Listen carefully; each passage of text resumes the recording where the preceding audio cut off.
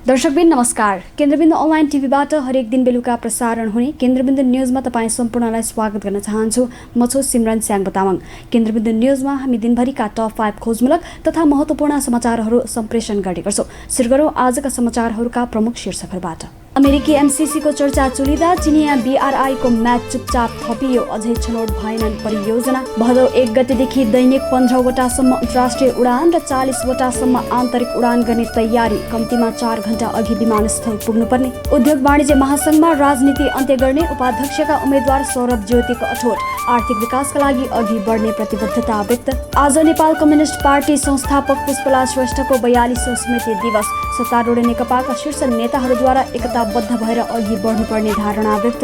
र हस्टनमा रहेको चिनिया महावाणिज्य दूतावास कार्यालय बन्द गर्न अमेरिकाको आदेश। उक्त कदम सच्याउन माग गर्दै चीनको चेतावनी। जस्तै परिस्थितिमा पनि होन्डा छ सधैँ तपाईसँगै। त्यसैले अब होन्डा हुनेछ तपाईसँग मात्र 1 रुपियाँको डाउन पेमेन्ट वा 1 रुपियाँको इएमआई वा 1% इन्ट्रेस्ट रेटमा। थप जानकारीका लागि यी नम्बरमा कल गर्नुहोस् वा माथि दिएको लिङ्क क्लिक गर्नुहोस्। होन्डा छ सधैँ तपाईसँगै। शर्माजी, चाउचाउ। कुन चाउचाउ? जसमा फाइदा छ। कसलाई फाइदा? हामीलाई कि ग्राहकलाई? तपाईलाई फाइदा हुने प्रीति चाउचाउ। फाइदा के छ यसमा? फाइदा चौता मसलाको स्वाद छ, मिठो मिठो याद छ, भोक मेटाउने ताकत छ, पर्साउँदो विश्वास छ। बुझ्यो? प्रीति चाउचाउ, फाइदा हुने चाउचाउ। भोक लागेमा प्रीति खाऊ।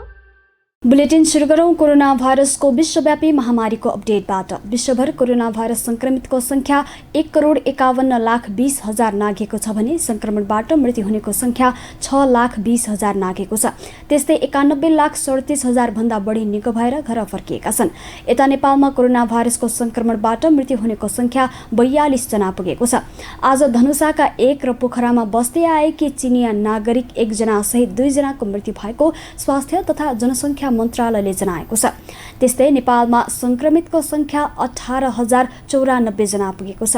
स्वास्थ्य तथा जनसङ्ख्या मन्त्रालयका अनुसार बुधबार 100 जनामा कोरोना संक्रमण पुष्टि भएको छ। बुधबार 207 जना सहित अहिलेसम्म 12,684 जना संक्रमित निको भएर डिस्चार्ज भएका छन्। अब पुरा समाचार। सुरुमा अन्तर्राष्ट्रिय प्रसङ्ग। सन् 2018 यता अमेरिका र चीनबीच व्यापार युद्ध चलिरहेको छ।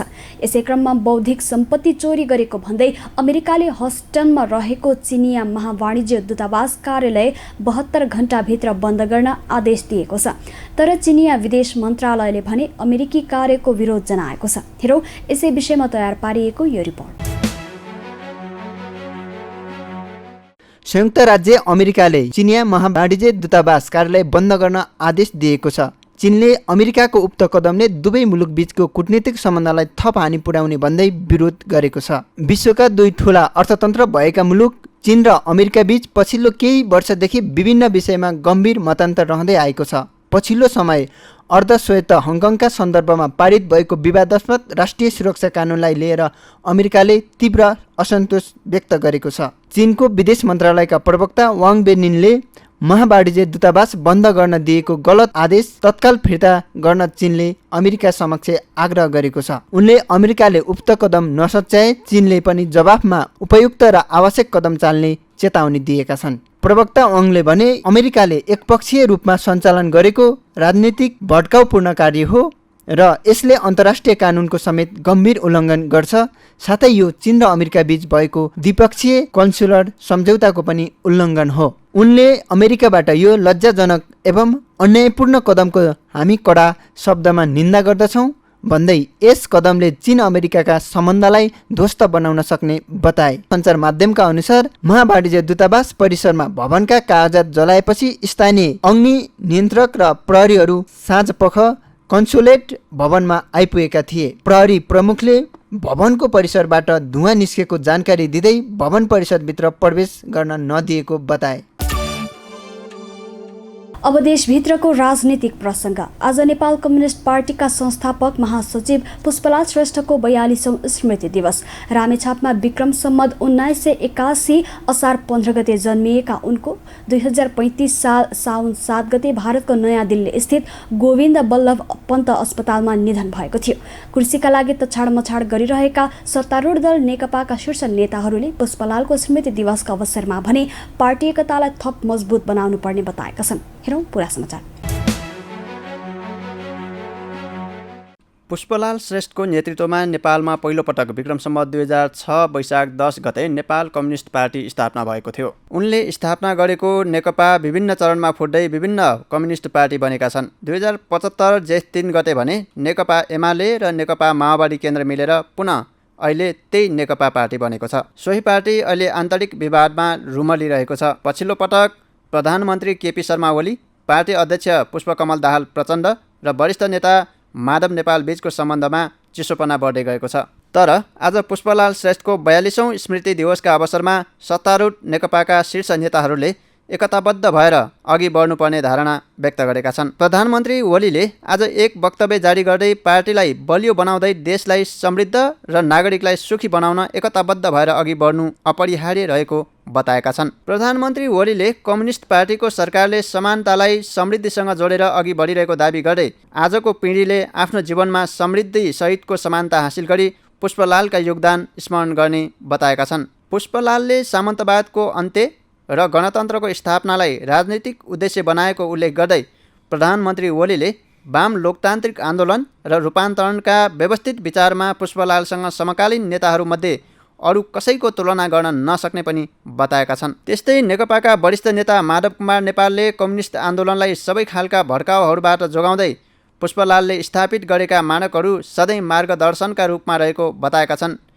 पुष्पलाल स्मृति प्रतिष्ठानका अध्यक्ष समेत रहेका नेता नेपालले दुई ठुला कम्युनिस्ट पार्टी मिलेर एउटै कम्युनिस्ट पार्टी निर्माण गरेर संस्थापक महासचिव पुष्पलालको सपनालाई साकार पारेको उल्लेख गर्दै पार्टीलाई अझै बलियो र विधि पद्धतिमा आधारित बनाउन आवश्यक रहेकोमा जोड दिएका छन्। नेता नेपालले कम्युनिस्ट पार्टी कुनै व्यक्तिको अलौकिक नेतृत्वमा विश्वास गर्ने संस्था नभएको जनाउँदै सामूहिक नेतृत्व प्रणालीमा चल्नुपर्ने उल्लेख गरेका छन्। त्यस्तै अर्का वरिष्ठ नेता झलनाथ खनालले पार्टीलाई थप एकताबद्ध गरी सुदृढ र मजबुत बनाउँदै समाजवादको लक्ष्यमा दृढतापूर्वक अघि बढ्नु नै पुष्पलालप्रतिको सच्चा सम्मान हुने बताएका छन्।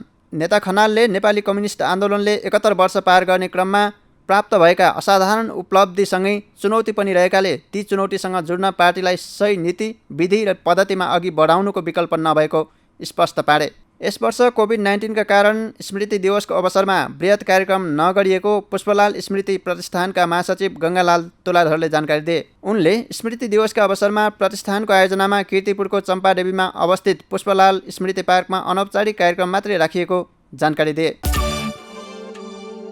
निजी क्षेत्रको सबैभन्दा ठूलो र शक्तिशाली संगठन नेपाल उद्योग वाणिज्य महासङ्घको अधिवेशन आगामी साउन 26 र 27 गते हुँदैछ। यति बेला उम्मेद्वारहरू आफ्नो रणनीति बनाएर चुनावी दौडमा लागेका छन्। एसोसिएट उपाध्यक्षमा उम्मेदवारी घोषणा गरेका व्यवसायी सौरभ ज्योतिले आफूहरूको टिमले महासङ्घमा हुँदै आएको राजनीतिको अन्त्य गर्ने बताएका छन्। हेरौँ पुरा समाचार। यति बेला नेपाल उद्योग वाणिज्य महासङ्घको निर्वाचनले निजी क्षेत्र निकै तातेको छ। एसोसिएट उपाध्यक्षमा उम्मेदवारी घोषणा गरेका सौरभ ज्योतिले आफूहरूको टिमले महासङ्घमा हुँदै आएको राजनीतिको अन्त्य गर्ने बताएका छन्।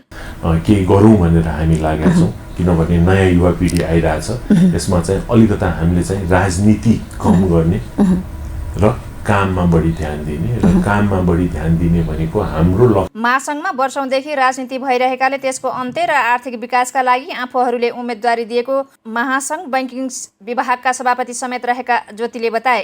केन्द्रबिन्दुसँगको विशेष अन्तर्वार्तामा उनले आफू राजनीति कम र काम बढी गर्ने बताएका छन्। काम गर्ने टिम तथा महासङ्घको सचिवालयलाई बलियो बनाउँदै आर्थिक विकासका लागि अघि बढ्ने उनले बताए। त्यस्तै आफ्नो टिमले मुलुकको आर्थिक विकासका लागि दीर्घकालीन रूपमा 10 वर्षीय आर्थिक रोडम्याप बनाएर अगाडि बढ्ने समेत ज्योतिको भनाइ छ। दीर्घकालीन रूपमा आर्थिक नीति लिँदै विकासमा अग्रसर हुने आफ्नो टिमको उद्देश्य रहने ज्योतिले बताए। उनले सबै व्यवसायीहरूलाई एउटै छाता मुनि ल्याउने गरी काम गर्ने बताएका छन्। एक हो, हामी एकजुट भएर जानु पर्यो। महासङ्घ भित्र र महासङ्घ बाहिर पनि जुन विभिन्न सङ्घ संस्था छन् एकरूप भएर हामी चाहिँ आर्थिक एजेन्डा लिएर अगाडि बढ्छौँ। गत चैत अन्तिम साता हुने भनिएको महासङ्घको चुनाव कोरोनाका कारण सरेर साउन 26 र 27 गते तय भएको छ। चुनावको मिति तय भएपछि व्यवसायीहरूको दौडधुप पनि निकै बढेको छ। विधान अनुसार महासङ्घको अध्यक्ष स्वतः वरिष्ठ उपाध्यक्ष हुने भएकाले वरिष्ठ उपाध्यक्षका लागि हुने निर्वाचन निकै रोचक हुने गर्छ। अहिले महासङ्घको वरिष्ठ उपाध्यक्ष शेखर गोल्जा छन्। उनी स्वतः महासङ्घको अध्यक्ष हुँदैछन्। महासङ्घको चुनावमा मुख्य प्रतिस्पर्धा वरिष्ठ उपाध्यक्षमा हुने गर्छ, जुन पदका लागि आकाङ्क्षीहरूले चर्को प्रतिस्पर्धा पनि गर्दै आएका छन्। यसपटक उपाध्यक्षद्वय चन्द्र ढकाल र किशोर प्रधान चुनावी मैदानमा उत्रिँदैछन्। उपाध्यक्षद्वय ढकाल र प्रधानको बीचको चुनाव निकै रोचक हुने बताइएको छ। उनीहरूले औपचारिक रूपमै उम्मेदवारी घोषणा गरेर प्रचार प्रसार र भेटघाटलाई तीव्रता समेत दिएका छन्। ज्योति किशोर प्रधानको टिममा छन्। त्यस्तै वस्तुगत उपाध्यक्ष अञ्जन श्रेष्ठ र जिल्ला नगर उपाध्यक्ष दिनेश श्रेष्ठको प्यानल सहित प्रधानले उम्मेदवारी घोषणा गरेका थिए। त्यस्तै व्यवसायी ढकाल, जिल्ला नगर उपाध्यक्ष गुणनिधि तिवारी, एसोसिएट उपाध्यक्ष रामचन्द्र सङ्गाई र वस्तुगत उपाध्यक्ष उमेशलाल श्रेष्ठ सहित उम्मेदवारी घोषणा गरेका छन्। केन्द्रबिन्दुका लागि कमला अर्यालको रिपोर्ट। कोरोना भाइरसको संक्रमण रोकथाम तथा नियन्त्रणका लागि सरकारले गत चैत्र 11 गतेदेखि लागू गरेको लकडाउन अन्त्य गरेको छ। सरकारले साउन 15 र भदौ 1 गतेदेखि लकडाउन थप खुकुलो गर्ने निर्णय पनि गरेको छ। यससँगै त्रिभुवन अन्तर्राष्ट्रिय विमानस्थलले भदौ 1 गतेदेखि दैनिक 15 वटासम्म अन्तर्राष्ट्रिय उडान गर्ने तयारी गरिरहेको छ। त्यस्तै दैनिक 30 देखि 40 वटासम्म आन्तरिक उडान गर्ने विमानस्थल कार्यालयको तयारी छ। यसका लागि के कस्तो तयारी भइरहेको छ त हेरौँ यसै सन्दर्भमा तयार पारिएको यो पुरा रिपोर्ट। त्रिभुवन अन्तर्राष्ट्रिय विमानस्थलले भदौ 1 गतेदेखि दैनिक 15 वटासम्म अन्तर्राष्ट्रिय उडान गर्ने तयारी सुरु गरेको छ। विमानस्थलका प्रमुख देवेन्द्र केसीले कोभिड-19 संक्रमणको जोखिमलाई हेरेर दैनिक 15 वटासम्म उडान गर्न सक्ने अवस्थामा विमानस्थल रहेको बताएका छन्। उनले विमानस्थलमा डिपार्चर र एराइभलका लागि सामान्य अवस्थामा भन्दा केही बढी समय लाग्ने भएकाले सीमित उडानबाट विमानस्थललाई सुचारू गर्ने बताए। सरकारले स्वास्थ्य सुरक्षा मापदण्ड अपनाई भदौ 1 गतेदेखि आन्तरिक र बाह्य उडान सुचारू गर्ने निर्णय गरेको छ। तर विमानस्थलले भदौ 1 पछि दैनिक कति उडान गर्ने भन्ने औपचारिक निर्णय भने गरिसकेको छैन। तर पनि संक्रमणको जोखिमलाई ध्यान दिएर दैनिक 15 वटा भन्दा बढी उडान गर्न सम्भव नदेखिएको केसीले जानकारी दिए। त्यस्तै आन्तरिक उडानतर्फ दैनिक 30 देखि 40 वटासम्म उडान गर्न सम्भव हुने उनले बताए।